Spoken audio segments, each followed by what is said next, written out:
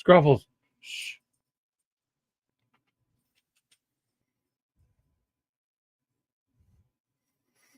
Saludos and salutations, Broncos country, and welcome back into another exciting episode of Broncos Talk. Ladies and gentlemen, do we have a banger for you today? And I know I say we because I'm used to always saying that, and I will explain why I probably shouldn't have said that in this episode later. But, ladies and gentlemen, I know you cannot be as much more excited as I am about the results of this past weekend. The Broncos finally did it. They were able to overcome the odds and do what they thought was impossible. Ladies and gentlemen, please make sure your food is warm and your beer is cold because you are not going to want to miss a single minute of today's show. With that being said, ladies and gentlemen, well, first of all, I mean, you got to ask yourself, do you even Broncos, bro? No. That's who did that? Johnny's such a kidder, you know. He's always hitting the freaking. That's not the right show, Johnny. You hit the button at the wrong. See, this is why we have to have practice, okay? But before that, ladies and gentlemen, what I was gonna say is that they have their own tagline. So now we have our own tagline, and when we win, ladies and gentlemen, around here, we're gonna start saying, "How about them Broncos?"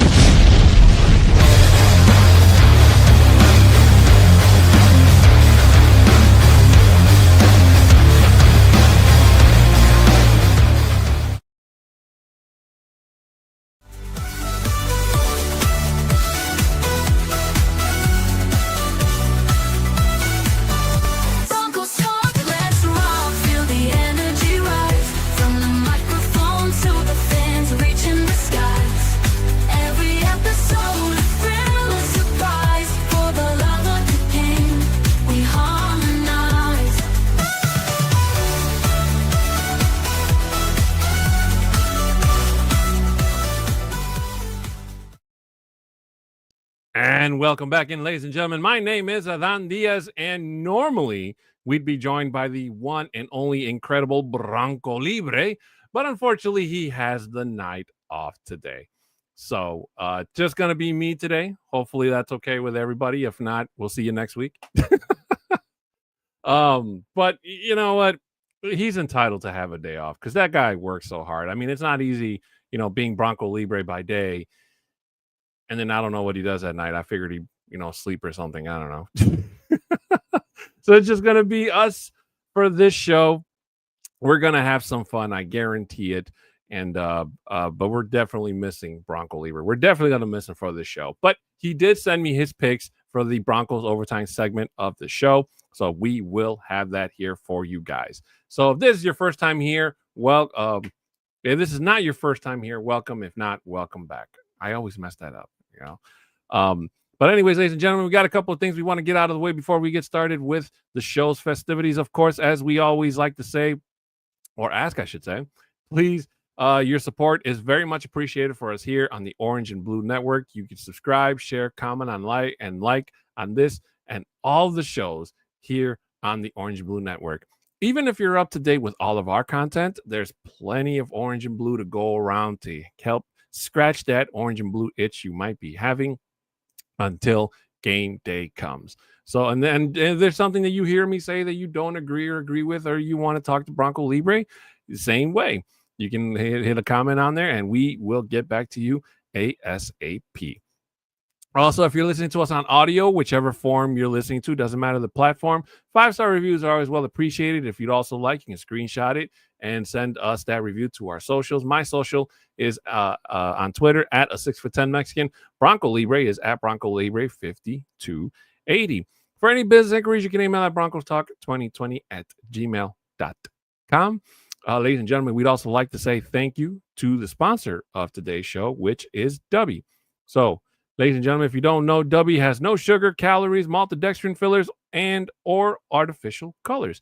It's basically formulated with nothing but amino acids, B vitamins, and nootropics, including the patented neurofactor formula. It's a nootropic and caffeine, which is derived directly from the coffee fruit. And to show you guys how awesome the guys over at the Nothing Rhymes with Orange and Blue show are, which is the flagship show here on the network, They want to hook you up with 10% off your order at checkout. If you use the code OBN10 at checkout, you'll get 10% off your Dubby order. Shout out to Dubby and the guys over at the Nothing to Rhyme With for hooking you, me, and Libre, even though he's not here, he's still with us in spirit, up with this amazing, amazing discount. Again, that code is OBN10 to get your 10% off your order at checkout. Also, ladies and gentlemen, we have the schedule here for us in case you have not seen it before. Here we go. All the times that I'm going to be stating are in Mountain Time, so please keep that in mind. On Monday, Wednesday, Fridays, we have the Orange and Blue Blitz at 11 a.m. with Isaiah, the Bronco Gentleman Henderson. And then on Monday, now we have the Broncos, bro. That was when Johnny was supposed to hit it, but he got his days wrong. And, you know, that's Johnny for you. But they air every Monday at 7 p.m. On Tuesdays, we have the Nothing to Rhyme With Orange and Blue flagship show, which is Tuesday at 6. And then we have the Mahai Symposium for all of those of you out there that are just more than Broncos fans, you know, your Nuggets and Avalanche fans. And they got you. Wednesday at 2:30, just before Broncos Talk at 6. And then we have Viva Los Broncos, which airs Fridays at 6 p.m. Sidebar here, ladies and gentlemen, Viva Los Broncos will not air this Friday. We will be back next Friday. And then we have, for any breaking Broncos news, we have the Fresh Squeeze, which comes to you right as soon as the breaking news hits the airwaves. And then before every single game day, we have the Get Bucked pregame show 1 hour before kickoff. And then afterwards, after every game day, right after the game, regardless of how it ends, we have the Buck Your Feelings post-game show, which has thankfully been getting a whole lot easier to do with the Broncos winning. So thank goodness, because otherwise I think we'd be in a much, much worse place, let me tell you. So let's see who we have here in the chat. First of all, we have Fanatic Dak. What's up, bro? Hey, man, listen, I wasn't trying to steal your shtick. That was Johnny, okay? So take that up with him. And Shai Vargas saying, how about them Broncos? Woo! I've been saying that all day. I'm going to be saying that for the rest of my life, probably. Juan Marquez jumping in saying, sell Block D in their house. Definitely, guys. But you know what's most important about this win is the fact that anybody outside of the orange and blue country, circle, planet, whatever you want to call it, did not think the Broncos were going to do this. The football pool that I ran, only two people picked Denver to win. Me and my brother, I believe. It was only the two, maybe three off the top of my head. But everybody else thought it was Philly. Every single NFL analyst, damn near, the majority of them, thought it was Philly because the Eagles were undefeated. They were at home. You know, the Broncos were playing up against their former head coach, who's now currently defensive coordinator, in Vic Fangio. I'll be honest with you guys. For those first three quarters, I could not find the energy to bring myself up. I needed a boost. I needed a spark because it looked like the Broncos of old. Okay. The inaccuracy, the offense going 3 and out, the punter punting more times than the Bo Nix can throw a ball. I mean, it felt like deja vu. And it was really tough. It really was. And the only thing, sometimes what I try to do is I try to stay off social media or even my Broncos chat, just for the simple fact that we're not watching the game at the same time. Some of us are a little bit ahead of the others, you know. So it's happened in the past where somebody says like, "Oh, it's a touchdown," and I haven't seen it yet because I'm like between 30 seconds to a minute behind, you know. So same thing on social media. Somebody sees it before me and says, "Hey, it's a touchdown," or you know, the Broncos social media puts up the touchdown to field goal. So unfortunately we're not all watching it at the exact same time. Some of us are more delayed than others. Not our fault. That's just how it is. So I try to stay off of it. You know, I hop in on during halftime. If you follow me on Twitter, I put up my little bulletin halftime points of what I think can be better and whatnot. But it's kind of like, because I didn't want it to ruin it.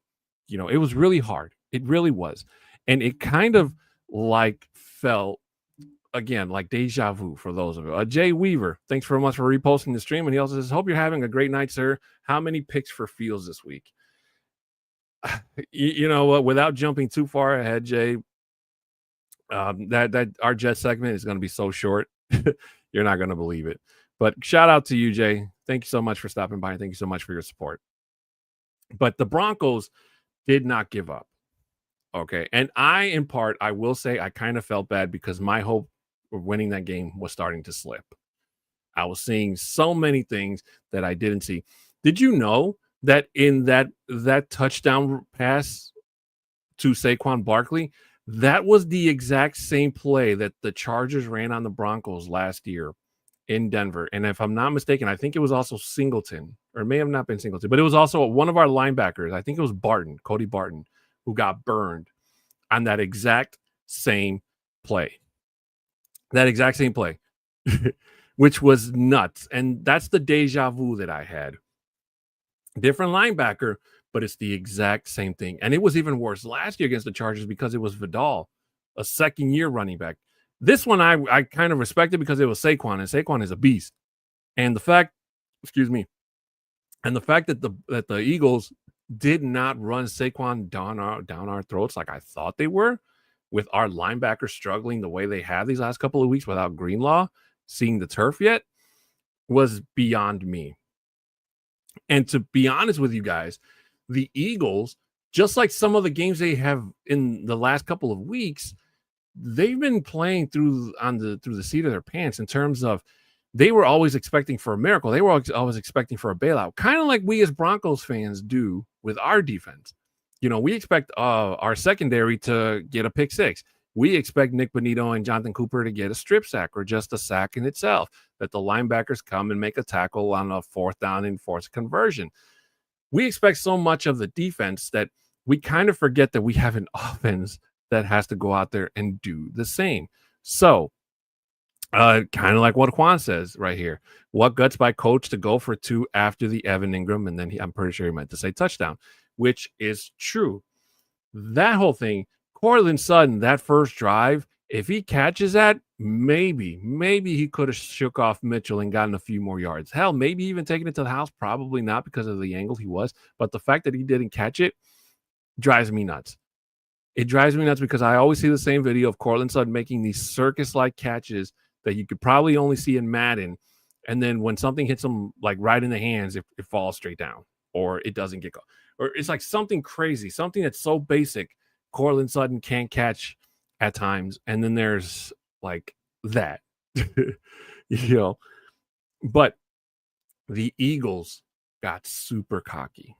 They honestly did. They honestly did. And nobody expected the Broncos to come back and win that game. That Evan Ingram touchdown, that shut up a lot of people. When I went back and I read the comments on Twitter, on Broncos Twitter, I didn't even realize because I was watching the game at home. But the noise from the crowd damn near died. And if I wish I could have seen the camera pan out of people maybe even starting to leave and head for the parking lot, Eagles fans, just for the simple fact. And the call by Sean Payton about going for two, I thought that was, if the Broncos wouldn't have gotten that and the Broncos have lost that game, we'd be sitting here having an entirely different conversation, ladies and gentlemen. Make no mistake about it. Probably not good. Definitely not good. However, he went for it because he had confidence in his quarterback. There's no way Sean Payton calls a 2-point play if he didn't have confidence that Bo and his offense could do it. And yet they went out and did. The good thing is that the Broncos' laundry was not as heavy as it's been the last couple of weeks. I know that's a comment that I've been making. I'm pretty sure Libre said the same thing, but the Broncos' laundry, the flags, have really, really held them from putting up more points and stalling drives. I know it did that for the Eagles. It definitely did. And by the way, let's get this whole thing about the refs cost the Eagles the game narrative out of the way. No. We're not having none of that. None of that. No. It wasn't as obvious as what happened to the Broncos 2 weeks ago against Indianapolis. That was the refs costing the Broncos the game with a flag of a call that hasn't been called in God knows how long. And all of a sudden they called it when the opposing team has done the exact same thing during that same game and was never called. That is the refs helping somebody win. But at the same time, it's water under the bridge. We accepted our loss. We move on. I told every single Colts fan at that game, hey, good luck to you guys. We'll see you in the playoffs. I said it just like that. And not one single Colts fan said, hey, you're nuts. They all said the same thing. We'll see you then. That was respect. And I respect every one of those Colts fans that said that to me. Because I was really expecting a fight or an argument like, you're nuts or you're crazy. There was one drunk Colts fan that came up and started hugging me and, saying, admiring how tall I was or whatever. But that was mostly the Bud Light or whatever the frick he was drinking. Instead of, I'm guessing maybe he was honest. God only knows. I only wish he could have met Johnny because I'm pretty sure him and Johnny would have hit it off pretty good. But the Eagles, I believe that the Broncos exposed the Eagles to not just how to beat them specifically, but just how flawed that team really is. I read today, and I hope this is true, that supposedly I think it was Saquon, Jalen, and AJ had a meeting, like a private meeting, away from the cameras, away from the media. And I don't know, nobody knows exactly what was said, but I'm pretty sure it had something to do with the way things are. Now, the Eagles have a tune-up game against the Giants. There's no way they lose that game, or that they shouldn't lose that game. Let me rephrase that, even in the Meadowlands. Because if the Eagles lose that game, and let's say that the Giants studied the tape from this past weekend from the Broncos. Now, obviously, the Giants defense and the Broncos defense are not the same. It's night and day. But I know the Giants laid an egg against the Saints this past week, but they beat the Chargers. So it can happen. It can happen. Fanatic Dak jumping in here saying, who's your MVP through 5 games of the season for the Broncos? You know what, Fanatic Dak?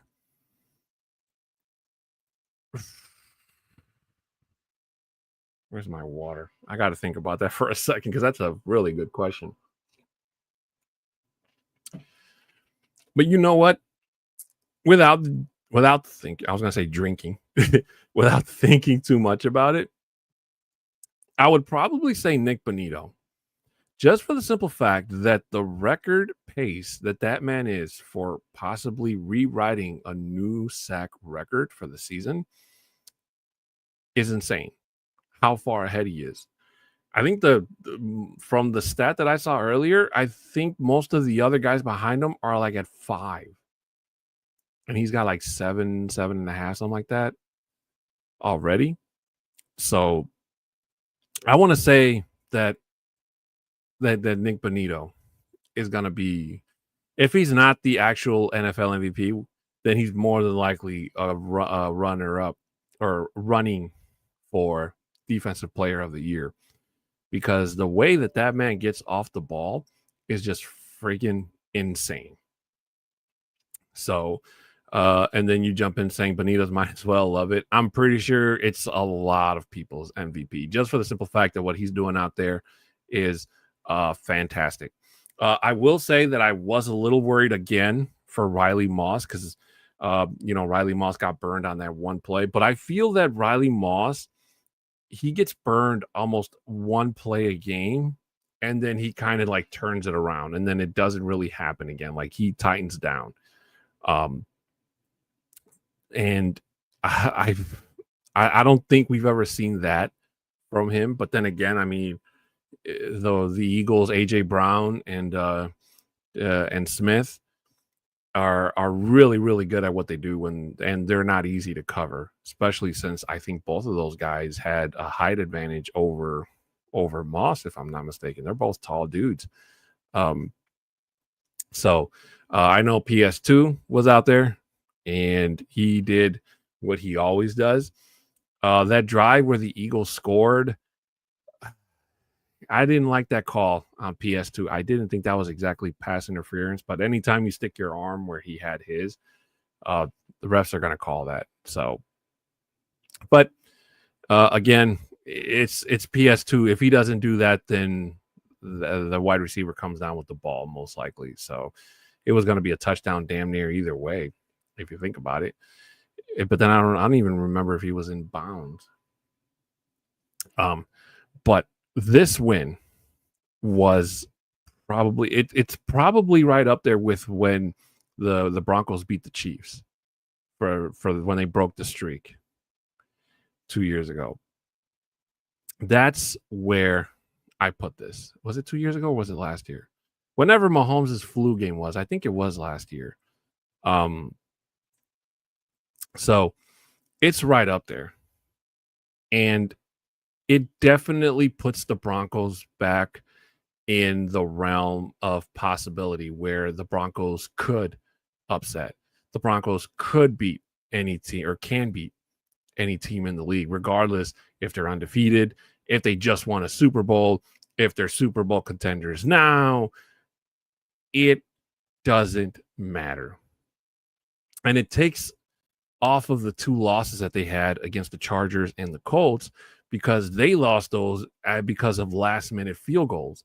They didn't lose those games because they fell behind and got blown out. They didn't lose those games for any other reason other than they made mistakes. Unfortunately, not enough time to recover. The defense did as much as they could to limit the damage, but unfortunately, there wasn't enough time, and they got beat by a simple field goal. And it sucks. It hurts to lose. Like a friend of mine told me 2-3 weeks ago, he'd rather see his team lose by 30 than to lose by 1, because it hurts a whole lot more. And I got to tell you, he's right. He's freaking right, man. At least if your team gets blown out, at least it gives you a whole lot of time to get ready for that L and whatnot. And you don't get your hopes up. Getting your hopes up for something and then being let down at the last second is terrible, especially in the world of football. And as a fan, regardless of who you root for, we eat that all the time. It's like cereal, man.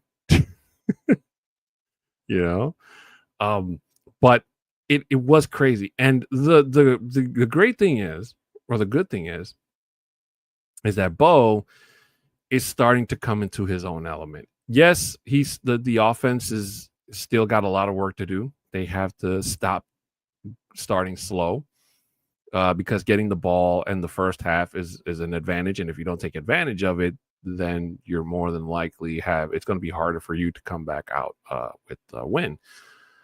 However, the Broncos schedule gets a little bit easier these next 2 weeks. They got the Jets coming up, which we'll talk about in a little bit. And then they got the Giants the following week back home in Denver. And that's going to be the Dre Greenlaw season opener for him, if I'm not mistaken. Fingers crossed, knock on wood, that it happens, because we really need that man back on the field. And speaking of injuries, Ben Powers, I don't even remember seeing him going out, I don't remember any of that. I know I saw the headlines right after the game that he had a bicep injury, and I'm like, when? How? And it sucks that he's on IR now, and the Broncos are going to be without his services for hopefully just those 4 weeks, because I read that it could be a little bit more than that depending on how it is after his IR time is up. So hopefully a month is just enough. But it's a big blow to the offensive line, especially when J.K. Dobbins, who's also been playing fantastic football. Again, I'm eating crow on that, because I thought J.K. Dobbins was going to struggle. I didn't think he was going to be all that. I thought it was going to be the R.J. Harvey show, with Hampton going to the Chargers and Jency going to the Raiders. And I'm pretty sure R.J. Harvey will get his moment. He'll get his time. He's going to have a game where he balls out. I know he is. But Dobbins being the workhorse and just being the guy who's pushing himself to be the best that he can be out there is just, it's great to see. So I will gladly eat crow on that. I'll admit I was wrong. And I don't mind admitting when I'm wrong about things about this team. In terms of, a player being great, it's the other way around, then yeah, you're gonna hear me complain about it. But other than that, but it had to be great. And shout out to Broncos country that came out for that game, because I saw a lot of orange jerseys in a sea of green. So it was scattered. You guys were out there. It wasn't like the Colts game, I want to say. But then again, my camera views were not as great as I thought.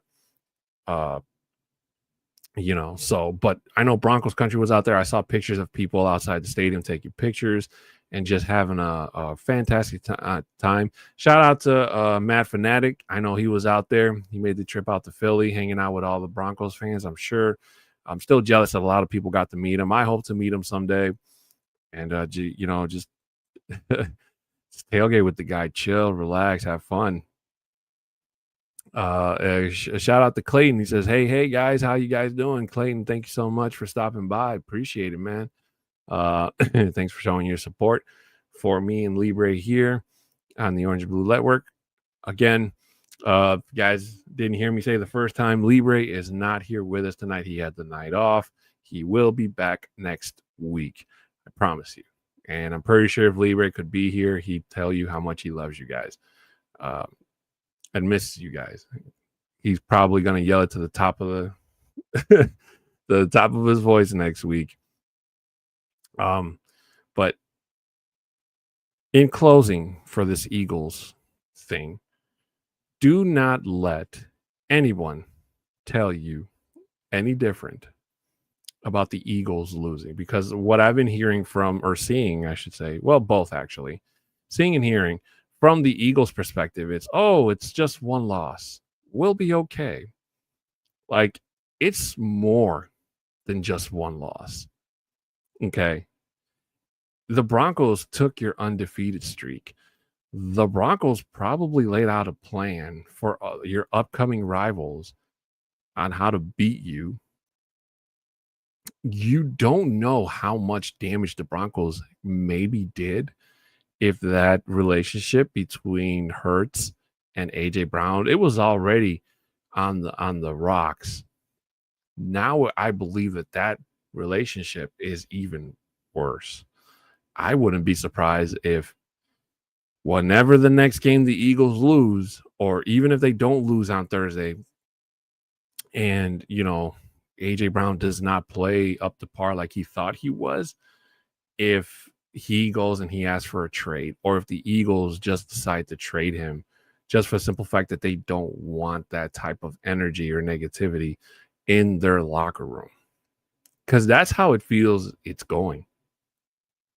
And I got to tell you guys, the Super Bowl team that we saw in February is not the same Super Bowl team we're looking at, or we saw on Sunday. It is not the same.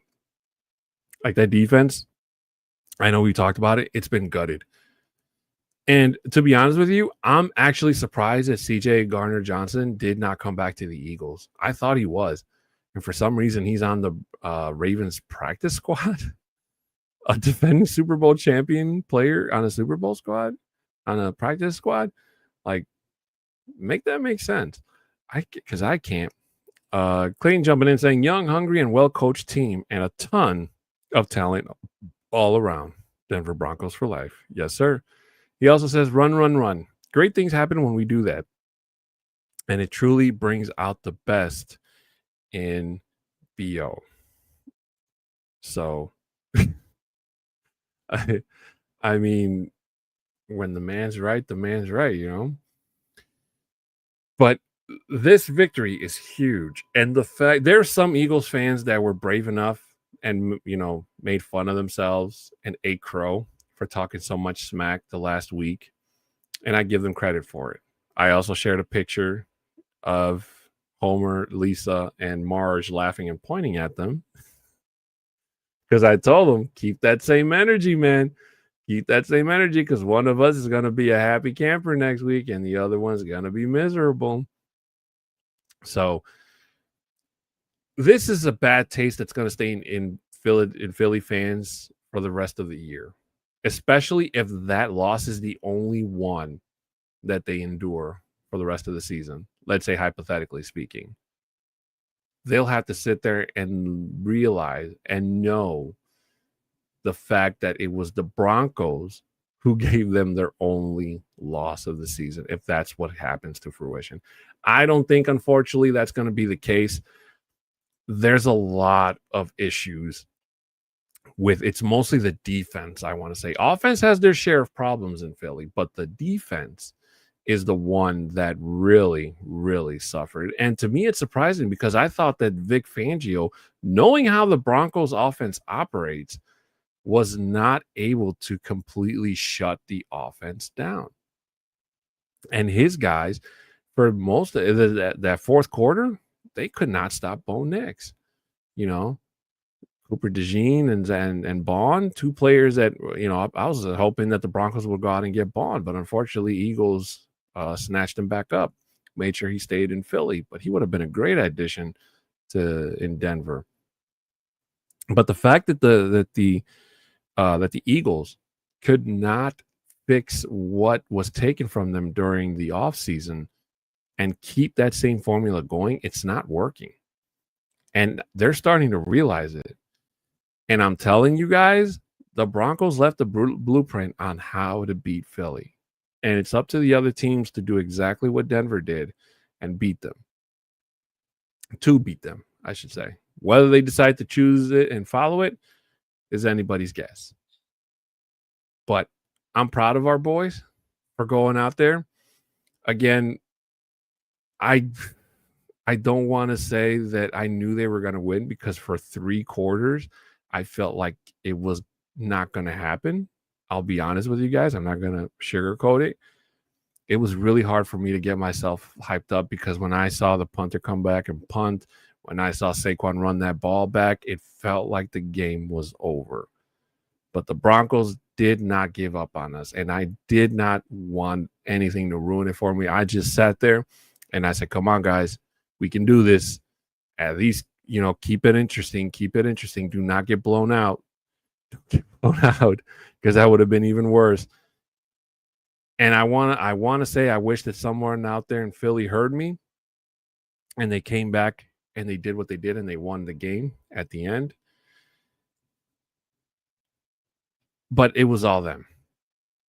And the fact that they had to fly out to London, I thought that they weren't going to fly out to London until like tomorrow. But they flew out to London like 2 days ago. So they're already over there practicing. They think they flew out Tuesday, if I'm not mistaken, maybe Monday. I'm not sure. It was Monday or Tuesday, one of those 2 days. So they're already over there getting ready to play the Jets. I don't know if the Jets have flown out yet, but I wouldn't be surprised if they're already there as well. But we can now switch gears towards the Jets game.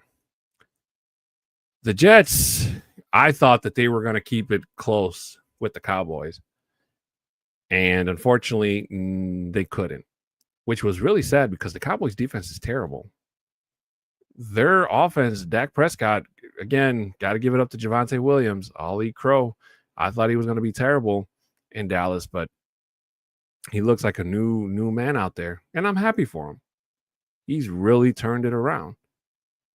Maybe whatever was going on in Denver, maybe it was they weren't using him to his strengths, because that's really what it looks like. But then again, like, aside from Ezekiel Elliott's first couple of years there in Dallas, like, most of the running backs that they had looked really good behind that offensive line. But hey, kudos to him. Hopefully he stays healthy. I'm glad he's still healthy. Hopefully he stays healthy for the rest of his career. And, look forward to seeing him play against the Broncos one day, hopefully soon in the near future. But the Jets, they cannot get out of their own way. They honestly can't. And there's a couple of games where you can say that they should have won, but they just completely crapped the bed and lost. And Justin Fields, credit to him, he's trying his best, but there's only so much that man can do. To be honest with you, I think he should have stayed in Pittsburgh. I think Pittsburgh should have kept him. He looked better playing as a Steeler than he's currently looking playing as a Jet. Hell, during his time in Chicago, even though he got hit a lot, he still played better because he actually won a couple games. So that Jets offensive line is terrible. I think Aaron Glenn is way in over his head. I know it's his Cinderella year with the team there. I don't think the Jets will move on from him, but that man has got a ton of work to do. A ton. Especially if the Jets don't win a single game this year and they secure the number 1 pick. That'll probably be the only good thing the Jets do as a team is secure the number 1 draft pick for next year. And hope they don't bumble it by trading it for like some magic beans or something stupid, or picking a player that they absolutely don't need. But they're coming into a buzzsaw that is the Broncos. And the Broncos defense, they're playing to the best of their ability. And I'm telling you guys, they only have to play one more game without Dre Greenlaw. And the following week against the Giants, I'm really hoping to see Dre Greenlaw come out of that tunnel. And I'm really hoping that the Giants start Russell Wilson that week instead of Jackson Dart. Because I think Russell Wilson gives them a better chance of trying to win that game than Dart will. But it's kind of like it could go either way. But I would just like the Broncos to beat Russell Wilson's Giants instead of Jackson Dart's Giants. But I don't know. We'll deal with that when next week for that episode. But for this one, this isn't the Jets like the Broncos have faced before. It's not it's not shoot. I can't believe Aaron Rodgers. It's not Aaron Rodgers' team anymore. And it's going to be a bad day at the office for the Jets, I feel. Like, I wouldn't be surprised if this game is like well, the good thing is that they can't switch it to another NFL game because the other games don't start until that one ends. So, and to this day, I still hate when the NFL does that. Let the people's team see their game in peace. Don't change it to another one because that's just terrible. They did that to my brother's Lions game, and my brother was really upset. They were clapping the Bengals, but still, he's a Lions fan. He wants to see his team all the way to the end win. In prime time, I'm talking about. If you're watching it through like the YouTube and all that, they won't change it because they're playing it for the local area. So, but either way, I really don't have a lot to say on this game. When I told you guys that I was going to keep it short, that's exactly what it is. This should be like a tune-up game for the Broncos in terms of, hey, let work some kinks out of the offense, because I have a feeling that this will be more on the Broncos defense to keeping Justin Fields in check. Garrett Wilson Breece Hall and Garrett Wilson are still threats, but Garrett Wilson going up against PS2, I think PS2 still wins that battle all day. Breece Hall against our linebackers without Greenlaw might be an issue, but I don't think it's going to be as big of an issue as it was in years before, just for the simple fact that we have a Hufanga now. So that's great. Why is the Broncos game so early, Shai Vargas? Because they're in London. In case anybody did not know, the Broncos are playing in London this Sunday. So the game will be on at 8:30 Central Time, if I'm not mistaken. That's what time the last couple of international games have been coming on, is at 8:30 in the morning. So make sure you have your alarm clocks on and you wake up on time to cheer on our boys. So I know normally we wait until the 1 hour mark to start Broncos overtime, but we're going to hit it a little bit early just for the simple fact that I don't want to keep you guys waiting. So ladies and gentlemen, we have reached the end of regulation, which means it is time for some overtime.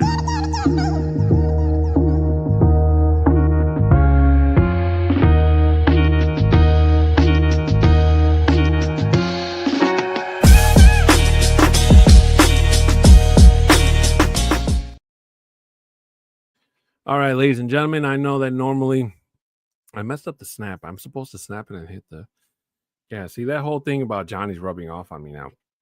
But normally during the off season, this is the part of the show where Libre and I would let down our hair down figuratively and just talk about what's ever on our minds. But this time during the regular season, Libre and I like to give out our picks for the upcoming week in case anybody's interested on who we think is not going to win. And I always ask the chat to let us know what they think about each of these games that we're going to talk about. So just to reiterate or say, I have taken the lead in points. I lead with 49. The chat is 1 point behind me with 48. And Libre is in third place with 45 points. So I'm proud of myself. It took me 5 weeks to take the lead. But hey, I'll take the 1 point lead. So, ladies and gentlemen, here we go with this week's picks. By the way, last week in my confidence pool was the worst week I have ever seen. The winning score was 57. 57. The lowest score was from my best friend Eric, who was here on the show for our fan segment, had 14. 14 points. He only won 2 games. He lost every other game. That is freaking bananas, man. But that just goes to show you any given Sunday. All right, ladies and gentlemen, here we go. Thursday night football. We have the Philadelphia Eagles at 4-1 at New York Giants, who are 1-4 at MetLife. I kind of talked about this a few minutes ago. The Giants, they should have won that game against New Orleans. That should have been they should have handled them like they handled the Chargers 2 weeks ago, and they just completely wet the bed.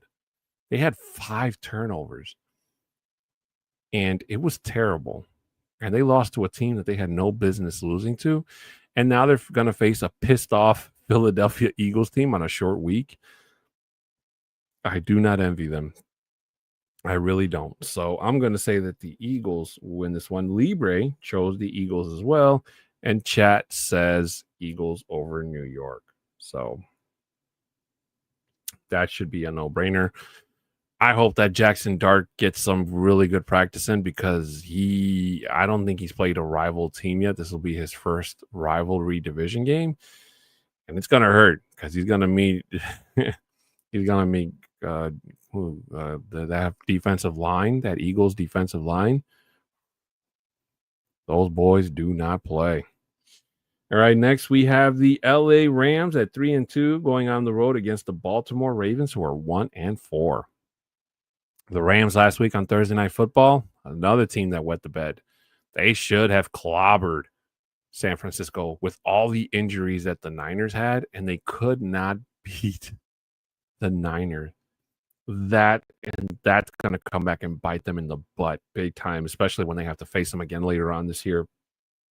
And they're going to Baltimore to face I think I read that Lamar Jackson did not practice this week, so it's kind of going in the direction that he's more than likely not going to play this week, especially against a pissed off Rams team who's going to want to take out their frustrations on these poor Ravens. So I'm going to say Rams, and I really thought that Baltimore could, use Derrick Henry as their crutch. But Derrick Henry was just terrible. And, of course, the year I draft Derrick Henry, he decides to play like garbage. And now for the first time in Derrick Henry's career, he's on most analysts' sit list team. Like years before, you would never bench Derrick Henry on your fantasy team. Now he's on every single list I've seen. And it is sad. It really is. And the chat says Rams over Baltimore, which just makes sense. I have Matthew Stafford on my fantasy team. I'm facing my nephew. I'm 1-4. My nephew has yet to win a game. So something's got to give. One of us is going to be the victor. Hoping it's me. Sorry, nephew. I love you, though. Next, we have the Dallas Cowboys at 2-1. God, I hate that tie number. Going on the road against the Carolina Panthers at 2-3. So the Panthers, Rico Dowdle he looked like a man possessed last week. That man ran his little heart out. And now it's going to be a revenge game for him over at Jarrah World. Oh, no, not at Jarrah World. Against Jarrah's boys, I meant to say. So, again, the Cowboys offense, I think, leads the league in offense for most points, if I'm not mistaken, or something of that nature. But their defense is terrible. So, Bryce Young can't seem to get ahead of himself to be the guy to lead the team. And I wouldn't be surprised if they bring in Andy Dalton if that game is close. Just for the simple fact if it means that Carolina can get another win out of it. But I still think Dallas is dangerous. So I'm going to say Dallas wins that game. And chat says Cowboys over Panthers. Okay.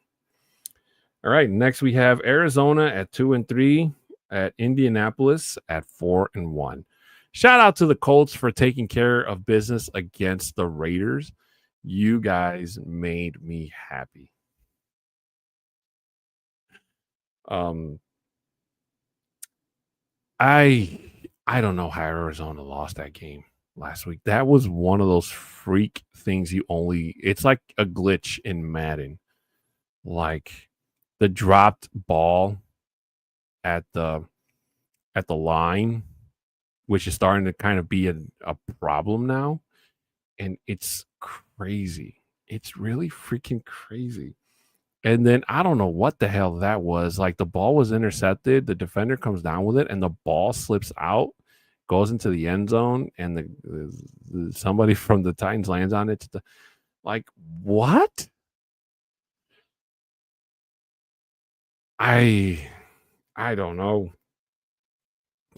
If Arizona can't clean up those errors and Kyler Murray and Marvin Harrison Jr. can't get a rapport going, they're going to lose a lot of games. And Gannon could be out of a job before the season's even over, especially because I'm pretty sure management is not happy with how he handled that whole situation with DeMarcado, because even the league fined him $100,000. So I'm going to say Colts. Chat says Colts as well. So we're all in the same boat on that. Next game on the docket, Seattle Seahawks at 3-2 at Jacksonville Jaguars 4-1. Again, shout out to Jacksonville for beating those freaking Chiefs. The Chiefs suck. I will say that till the end of time because they do. And so do the Raiders. They suck too. But I got to tell you guys, I don't know what they're drinking in that water in Jacksonville, but that change in head coach, that whole energy, the vibe over there, it's crazy, man. The fact that Trevor Lawrence can fall on his butt, get up, and run and score a touchdown. Meanwhile, Chris Jones is standing there scratching his balls and doesn't even bother to rush the line or even make an attempt to get at Trevor Lawrence and just watches him score. Oh, you better believe that rubs Chiefs fans the wrong way the next morning. Especially since Chris Jones was calling out different players on the team, if I'm not mistaken. But in Seattle, what a shootout against Tampa Bay, man. I was watching that game. Sheesh. That game is front runner for game of the year. I mean, it took until Sam Darnold finally made a mistake and threw an interception, but it was kind of like, hey, either you throw a pick, Baker, or I throw a pick type of thing, and it was Sam Darnold. So, shout out to both of those teams for putting on one hell of a barn burner last week. But I don't know, man. If Jacksonville can beat a team like Kansas City, they can beat anybody damn near, except Denver.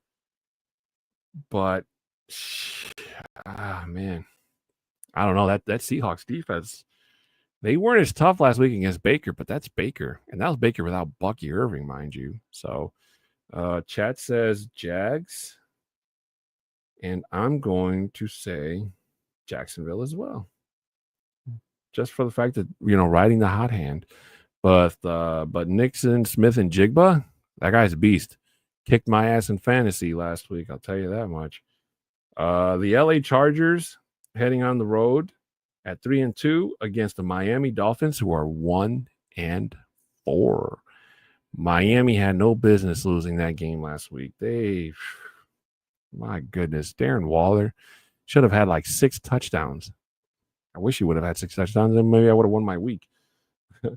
But that team looks completely off edge without Tyreek Hill. I'm sorry. And I wouldn't be surprised if they don't win another game all year. But yeah.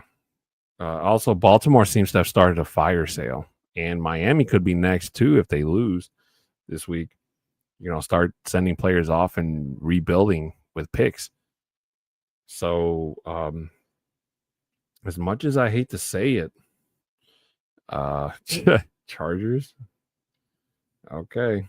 Because Libre picked Chargers as well. I keep forgetting to mention the Libre picks. So Libre has the Eagles, the Rams, the Cowboys, the Colts, and the Jaguars. Basically the same teams we picked so far. So, but I don't know. Like, I thought LA was going to win against the Giants, and they lost. I thought LA was going to win against the Commanders, and they lost. So I'm going to go with my gut here, and I'm going to separate from you guys, and I'm going to say that I think the Dolphins won that game. So go Dolphins. Next game on the docket is we have the Cleveland Browns at 1-4 against the Pittsburgh Steelers coming off of their bye week, mind you, at 3-1. So the rookie quarterback for the Browns looked pretty decent against Minnesota. I'll give him credit for that, but unfortunately he didn't do enough to get the win. So now he has to go in to Pittsburgh next week, and he's got to do it without Joe Flacco because, in case you live under a rock, Joe Flacco was traded to the Cincinnati Bengals yesterday. But even I don't think that's enough. That Browns defense is literally being wasted. They play good enough, but the best way to beat a good defense is to wear them the hell out. And that's exactly what teams are doing to the Browns defense. It's just wearing them out. The offense might take some time for them to get a rhythm, but by the time they figure it out, it might be too late. And Steelers coming off of a bye, they're definitely going to be playing like a bat out of hell. So I'm going to say Steelers. But it could be tough.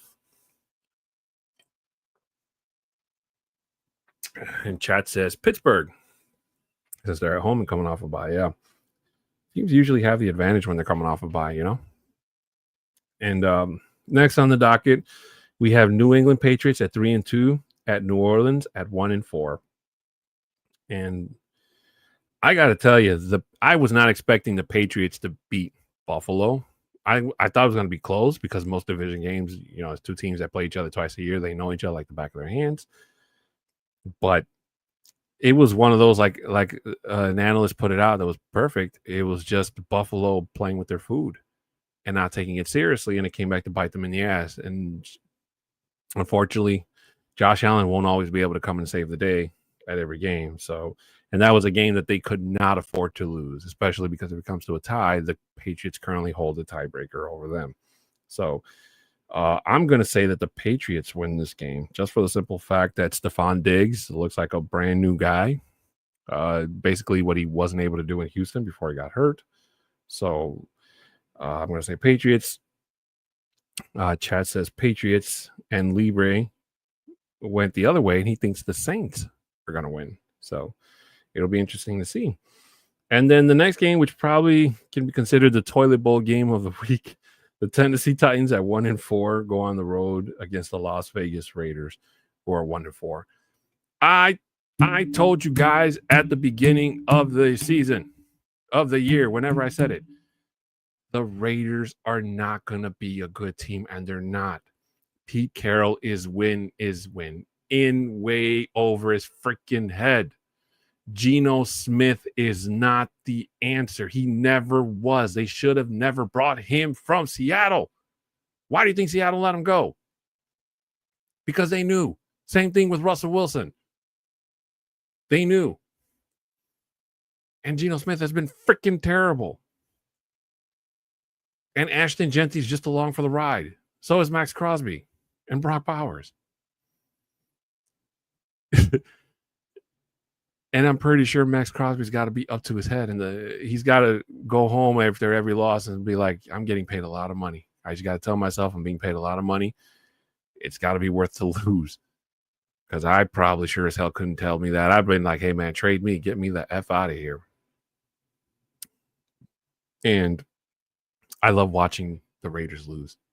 I do.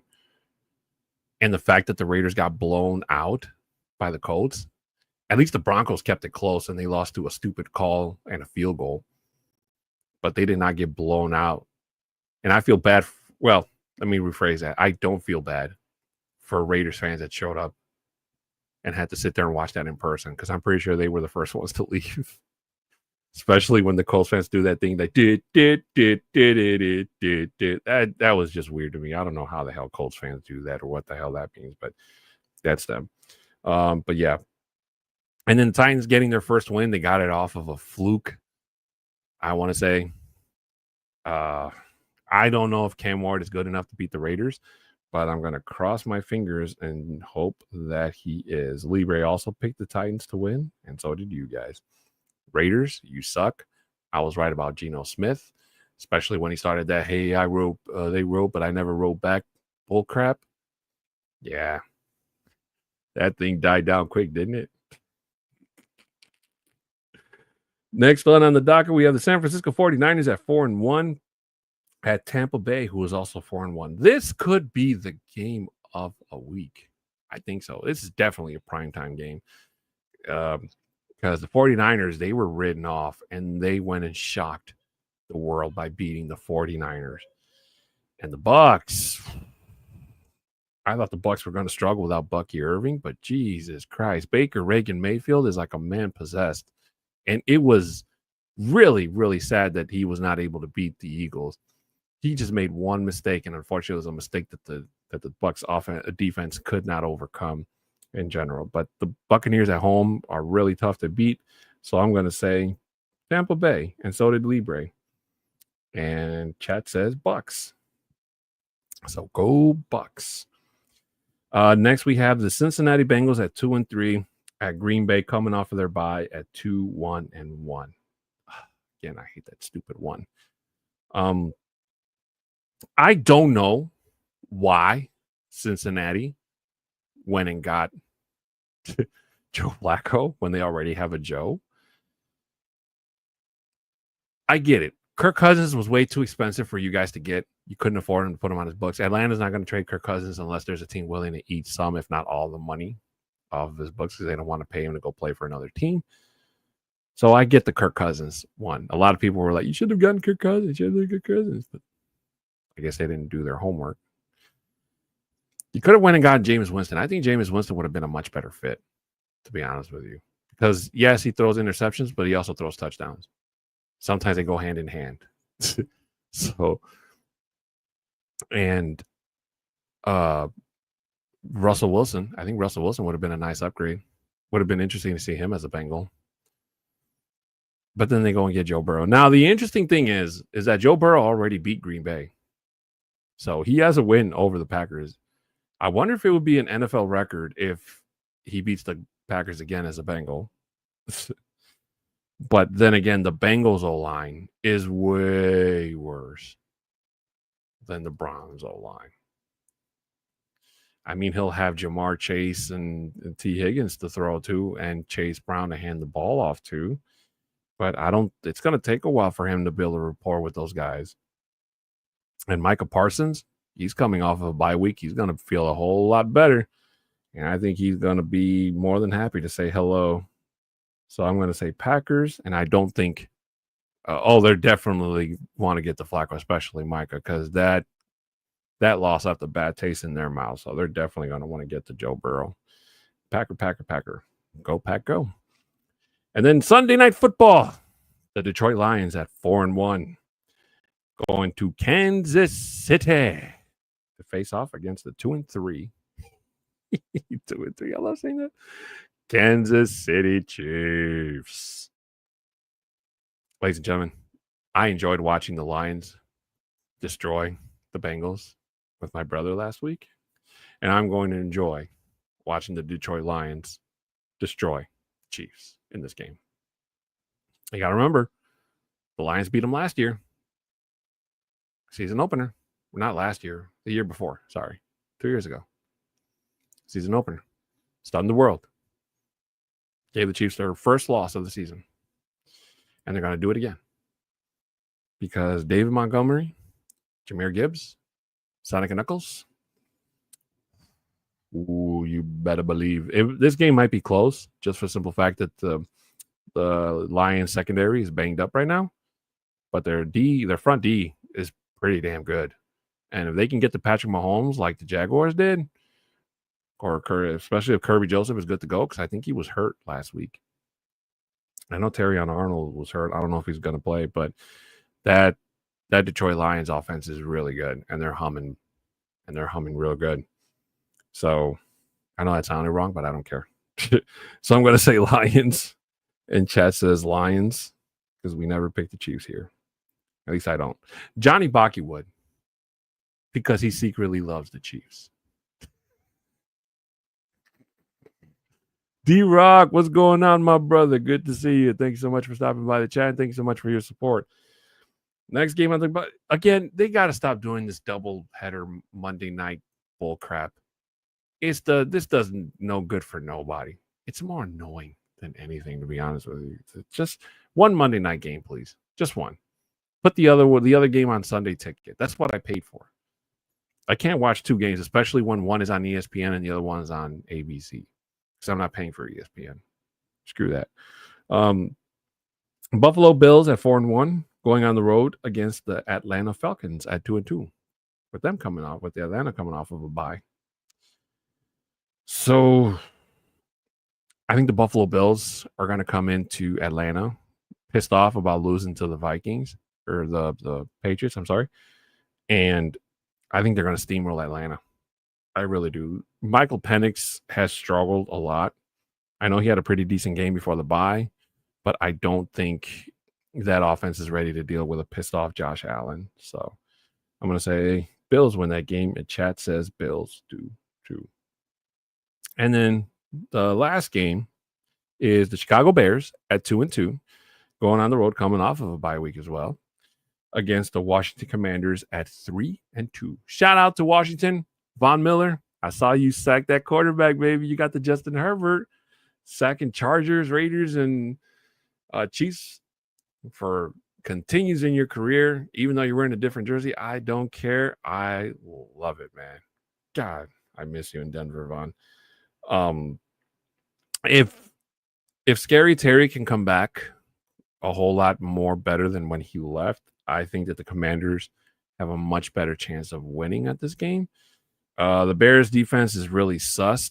Depending on who they get back after the bye, it'll be. I think their secondary was pretty beat up, but the Bears defense was not very good. They gave Gentry the best game of probably his career so far before their bye. They were lucky to win that game through a missed field goal, and it's a revenge game because you got to remember the way the Bears lost last year. It'll be. As one analyst put it, it'll be crazy if they win that game by a Hail Mary. If it was Mariota, I think it would be a whole lot better. Caleb Williams has been playing better football this year. I'll give him credit for that. But I don't think it's going to be good enough to beat the Commanders. So I'm going to say Washington in this one. And chat says Washington as well. Libre picked the Commanders and the Bills. Ladies and gentlemen, that's going to do it for Broncos Overtime today. Thank you guys so much for joining me. I do apologize for keeping it a little bit shorter than usual, but unfortunately, I'm running out of breath because I'm old and fat. And it's been a long time since I did this show by myself. I got so used to carrying this show with Libre that if I had a mask on, I'd be taking turns putting a mask on and pretending I was Bronco Libre, you know. But ladies and gentlemen, before we head out of here, please make sure to show your support for us here on the Orange and Blue Network. If you can subscribe, share, comment, and like on this and all the videos you guys have seen here on the network, we would very much appreciate it. If there's something you heard me say that you agree or don't agree with, make sure to hit that comment section. Let me know and let us have a conversation about it. For our audio listeners, 5-star reviews are greatly appreciated, regardless of what platform you watch us on. And if you want, you can screenshot it and send it to our socials. My social there at the bottom is at a 6'10" Mexican. Bronco Libre is at Bronco Libre 52 AD. Shout out to W for being a continued sponsor of today's show. If you use the code OBN10, you'll get 10% off your order at checkout. Shout out to W for being a continued sponsor on this and all the shows here on the Orange and Blue Network. And shout out to our friends over at the Nothing Rhymes with Orange and Blue for hooking you and me and Libre up with this awesome offer. For any business inquiries, you can email at broncostalk2020@gmail.com. Again, ladies and gentlemen, Viva Los Broncos will not air this Friday. We will be taking this Friday off. We will be back to our normally scheduled program next Friday. And Bronco Libre will be back next Wednesday for Broncos Talk. I can guarantee you he's alive and well. He just had to take the day off because he's Bronco Libre. He can do whatever he wants. So with that being said, ladies and gentlemen, enjoy the rest of your day, evening, whatever time of day it is you guys are watching us. Thank you guys so much for your continued support. Thank you so much for watching. We will be back next Wednesday, same bat time and same bat channel, with another victory under our belts, because they're going to beat the Jets, and then we're going to sit down and talk about the Giants. Another back-to-back wins against New York teams. It's going to be a damn good thing. So I'm Adan Diaz. Bronco Libre's not here, but if he was, he'd be Bronco Libre. This has been Broncos Talk on the Orange and Blue Network. We will see you all next time. And as always, go Broncos!